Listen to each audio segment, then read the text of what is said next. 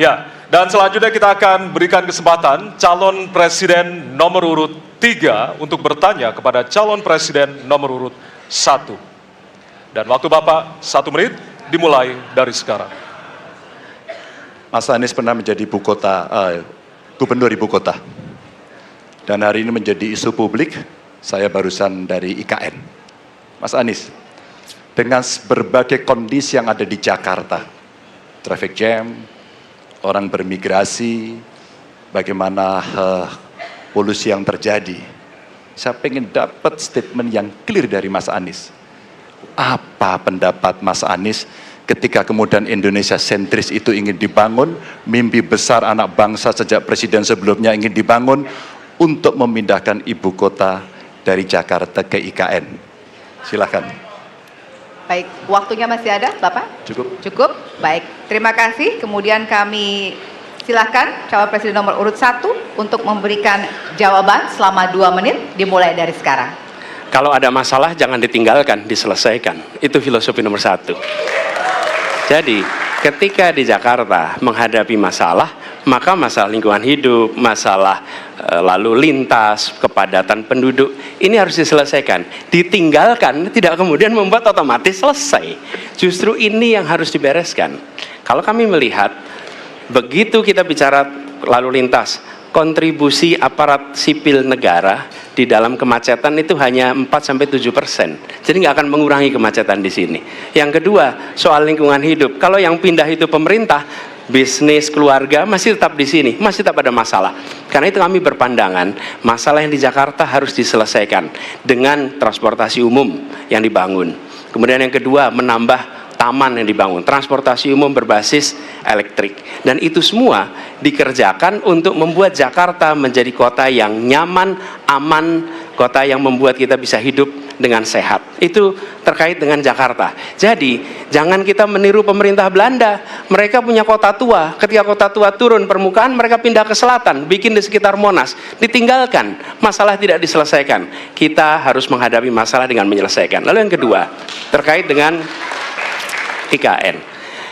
Ketika kita memiliki masalah yang masih urgen di depan mata kita, di Kalimantan sendiri, kebutuhan untuk membangun sekolah yang rusak sangat banyak. Membangun kereta api atau jalur tol antar kota di Kalimantan itu urgen. Yang merasakan dari uang itu siapa? Rakyat.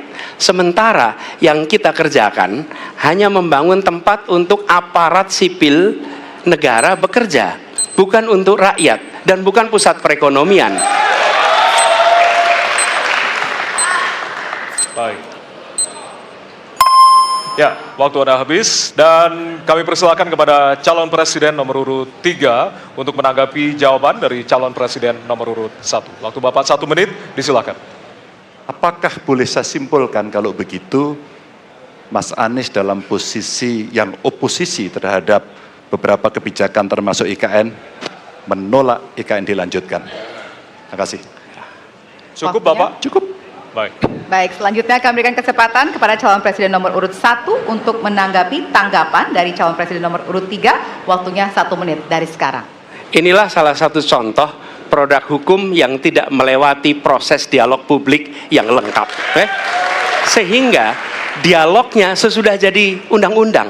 Dan ketika dialognya sudah undang-undang, siapapun yang kritis dianggap oposisi, siapapun yang pro dianggap pro pemerintah. Kenapa? Karena tidak ada proses pembahasan yang komprehensif yang memberikan ruang kepada publik. Ini negara hukum, bukan negara kekuasaan. Dalam negara hukum, berikan ruang kepada publik untuk membahas sebuah peraturan sebelum dia ditetapkan. Tapi ini nada-nadanya seperti negara kekuasaan, di mana penguasa menentukan hukum dan kemudian dari situ kita berdebat pro kon. Kami melihat ada kebutuhan-kebutuhan urgen yang dibangun untuk rakyat. Kalau hari ini kita belum bisa menyiapkan pupuk lengkap, tapi pada saat yang sama kita membangun sebuah istana untuk presiden, di mana rasa keadilan kita? Oke? Waktunya sudah habis. Ya, Dan kami masih ada satu segmen lagi, untuk itu kami persilakan kepada bapak-bapak untuk kembali ke tempat duduk masing-masing. Masih ada satu segmen lagi untuk bertanya dan juga saling menanggapi. Kami persilakan bapak-bapak untuk kembali ke tempat. Pada hadirin, kami mohon untuk tenang terlebih dahulu. Kita akan lanjutkan debat dengan suasana tentunya yang lebih hangat. Ya. Untuk tetaplah bersama kami Di di debat pertama calon presiden 2024.